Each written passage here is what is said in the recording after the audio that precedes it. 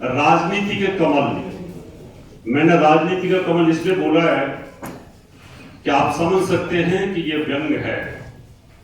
वैसे तो कमल कीचड़ में खिलता है, और जो राजनीति में खिल रहा हो तो समझ सकते हैं वो निसंसार हो सकते हैं।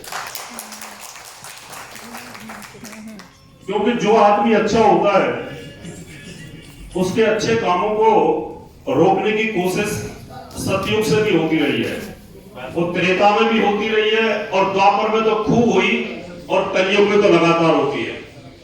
इसलिए जो काम जोशी जी ने किए, उसके बाद जो निशंक जी से उम्मीदें थी वो काबिल तारीफ थी। लेकिन आपको पता है कि राजनीति दलदल होता है, लेकिन फिर भी उसमें कमल तो खिलते ही है। ऐसे हरिद्वार के सांसद, भूतपूर्व मुख्यमंत्री उत्तराखंड और भूतपूर्व केंद्रीय मंत्री एचआरडी निशंक साहब, उनके बगल में बैठे हुए बत्रा साहब बहुत अच्छे विधायक हैं, खुले दिल के हैं, ऐसे लगता है जैसे घर के मेंबर हैं।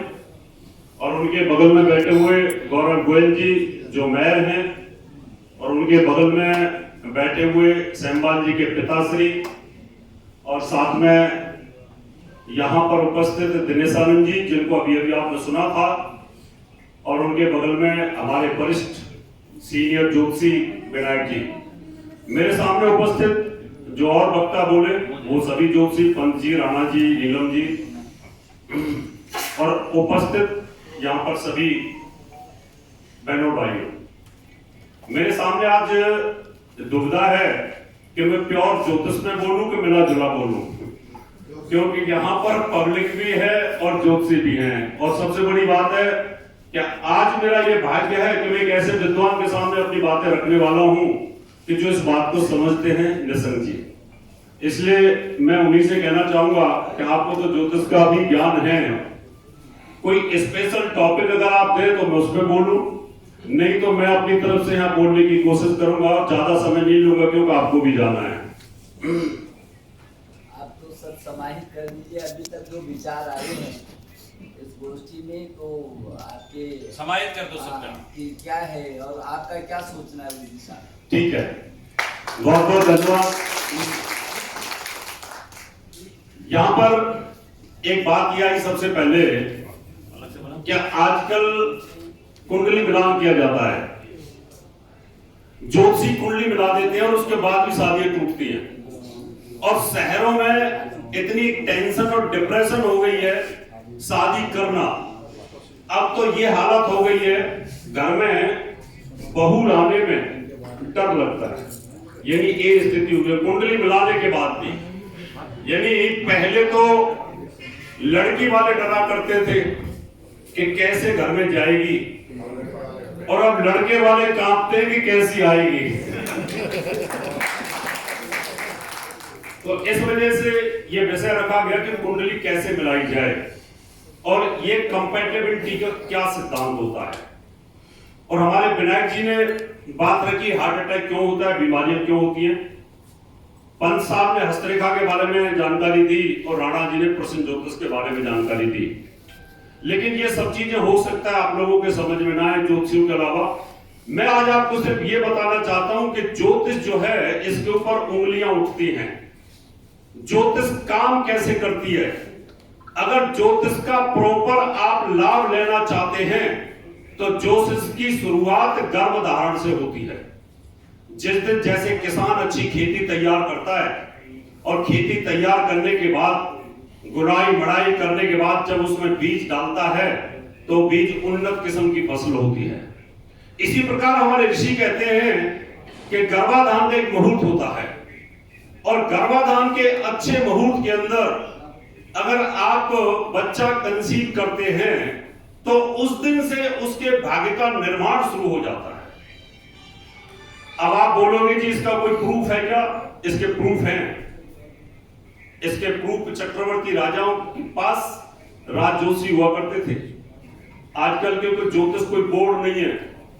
मुझे बड़ी उम्मीद थी कि जब निशंक साहब एचआरडी मिनिस्टर थे, मैं रोज भगवान से प्रार्थना करता था कि कभी किसी सम्मेलन में मुलाकात हो और मैं इनको बोलूं कि एक ज्योतिष बोर्ड बना दो और हिंदुस्तान के हर एक राज्य से कोई एक बढ़िया सा टॉप का ज्योतिष सेलेक्ट करके रिसर्च बोर्ड बना दो और आप हमें टारगेट दो और उस टारगेट में ज्योतिष कितने % सटीक आपके आकलन देती है, तो हमारी उम्मीद ये थी। लेकिन वक्त को शायद अभी ज्योतिष बोर्ड बनना, मुझे लगता है अभी उम्मीद नहीं है। सभी मंत्री सभी विधायक पूछते तो हैं, लेकिन सामने खुल करके बोलने की जरूरत नहीं है। अभी हम जो हमारे खिलाफ बोलने की कोशिश करते हैं, ज्योतिष के खिलाफ बोलने की कोशिश करते हैं, उनको हम जवाब देने की कोशिश करते हैं।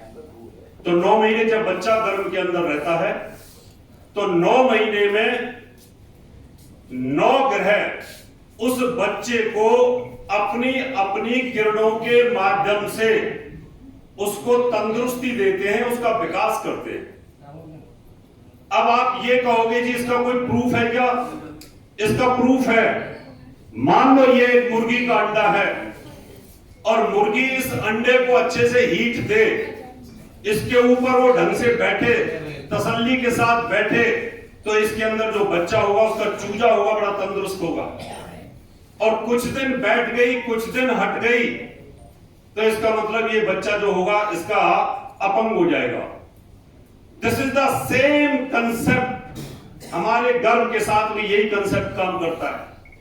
जब गर्भ के अंदर बच्चा होता है, उस समय पर गर्भवती मां अगर अच्छे अच्छे मंत्रों का जाप करे, अच्छे अच्छे ग्रहों का आह्वान करे, जैसे कि माता कुंती ने आह्वान किया था सूर्यदेव का, इंद्रदेव का, पवन देव का आह्वान किया था, अश्विनी कुमारों का आह्वान किया था। अगर इस तरह से आह्वान करे तो गर्भ के अंदर बच्चा विदुर भी हो सकता है, और गर्भ के अंदर बच्चा पांडु रोग से पीड़ित पांडु महाराज की तरह भी हो सकता है, और धृतराष्ट्र अंधा भी हो सकता है। वेद व्यास ने कहा, मां सत्यवती, कि जो पहला बच्चा है ये अंधा होगा। कैसे पता चल गया कि अंधा होगा? उन्होंने कहा कि अभी मैं इस स्थिति में नहीं हूं कि मैं बच्चा पैदा करूं, क्योंकि इस समय गोचर में ग्रहों की गति बहुत पॉजिटिव नहीं है। जिस दिन ग्रहों की गति पॉजिटिव आएगी तो मैं संसर्ग करूंगा या दिव्य दृष्टि से बच्चा पैदा करूंगा, तो ये बच्चे बड़े महान होंगे। लेकिन जब दासी के साथ संसर्ग हुआ, बातचीत उनकी हुई, उन्होंने दिव्य दृष्टि जब उनके ऊपर डाली, तो महात्मा विदुर, उन्होंने कहा बहुत इंटेलिजेंट होगा। इसका मतलब ज्योतिष की शुरुआत उसी दिन से हो जाती है जिस दिन से गर्भ धारण की शुरुआत होती है। बाबा रामदेव हमेशा ये कहते हैं कि ज्योतिष कुछ नहीं है। वो तो कहते हैं, अरे इतना दूर शनि अगर यहां गिर जाए तो तेरा कचूमर निकाल देगा। अब बाबा से मैं ये पूछूं, शनि गिर कैसे सकता है बताओ? क्योंकि ग्रेविटी फोर्स का सिद्धांत काम करता है, कोई ग्रह आपस में थोड़ी मिल सकते। अब जब ग्रह नहीं मिल सकते, उनको ज्योतिष के ऊपर लगता है पाखंड है। मैंने आदरणीय निशंक जी, बालकृष्ण जी के साथ मैंने शास्त्रार्थ किया था, और उस समय शायद एक प्रोग्राम पहले आप आए थे, मुझे लगता है अमर उजाला का प्रोग्राम था। उस समय ये बात मैंने रखी कि महाराज मुझे ये बताओ कि शनि कैसे गिर सकता है? शनि क्या गिर सकता है? बोले चाइना के ऊपर गिरा दो, चाइना के ऊपर शनि गिर सकता है? शनि इतना बड़ा प्लेनेट है, एक गुरुत्वाकर्षण बल के सिद्धांत में सब एक दूसरे से बंधे हुए, सब अपनी एक्शन पे काम कर रहे हैं। इस तरह की हल्की बातें कर देना, उससे ज्योतिष पे बड़ा फर्क पड़ता है। आप पतंजलि को तो मानते हो, पानी को पकड़े, आप पतंजलि को मानते हो, लेकिन आप ऋषि पारशर को नहीं मानते। पतंजलि ने योग सिखाया तो आप मानते हो, लेकिन आप ऋषि पारशर को हवा में उड़ा देते हो। ये नहीं होना चाहिए। इस वजह से कुछ लोग हिंदू का दुश्मन हुआ, कुछ लोग इस तरह से ज्योतिष का विनाश हुआ। ऋषि गिरनत थे, ऋषि गिरनत थे। एक मिनट, ये जो 9 महीने जो होते हैं, इन 9 महीने के अंदर आप बच्चे को बहुत तंदुरुस्त बना सकते हो। बच्चा होने के बाद उसकी कुंडली का लेखा जोखा आता है हमारे पास में। उस समय पर जब बच्चा गर्भ से बाहर आया, आते ही उसके ग्रह में कितनी पावर है, वो उसका भाग्य है। उस भाग्य के ऊपर उसका कर्म का पहिया चलता है। चाणक्य ने चंद्रगुप्त का माथा देख करके बोल दिया कि चक्रवर्ती राजा बनेगा, जो उनके रेखाओं में लिखा हुआ, उनके माथे की रेखाओं पे लिखा हुआ। ज्योतिष एक भाग्य है, पिछले जन्म के कर्म है, और आज वो भाग्य आपके कर्म के रूप में तैयार होता है। और ज्योतिषी के लिए बता देता है कि आपके पास इतनी पावर है, इतनी एनर्जी है, आप इस दुनिया में ऊंचाइयों को छू सकते हो। आपकी कुंडली में राजयोग है, आप मुख्यमंत्री बन सकते हो, आप गवर्नर बन सकते हो, आप प्रधानमंत्री बन सकते हो, आप होम मिनिस्टर बन सकते हो, इतनी पावर से। तो ज्योतिष इस प्रकार से काम करता है। लेकिन ये जरूरी नहीं है हर ज्योतिषी सही बता दे, लेकिन ये जरूरी नहीं है कि जिस समय गर्भाधारण का मुहूर्त बताया जाए उस समय सही बताया जाए। तो ये थोड़ी सी हर जगह विडंबना होती है, ज्योतिष में भी है, वो डॉक्टरों में भी है। डॉक्टर भी कहने के ही बोल देते हैं कि बच्चा पोटी कर गया, इसका ऑपरेशन करना पड़ेगा। ज्योतिष साइंस है, और हमारा आध्यात्मिक विज्ञान पूरा साइंस है। ज्योतिष दो प्रकार का साइंस है, एक पराविज्ञान और एक अपरा विज्ञान। अपरा विज्ञान में कैलकुलेशन आती है, परा के अंदर हम उस कैलकुलेशन के आधार पर आदमी का भविष्य बताते हैं कि ये व्यक्ति इस प्रकार से काम करेगा।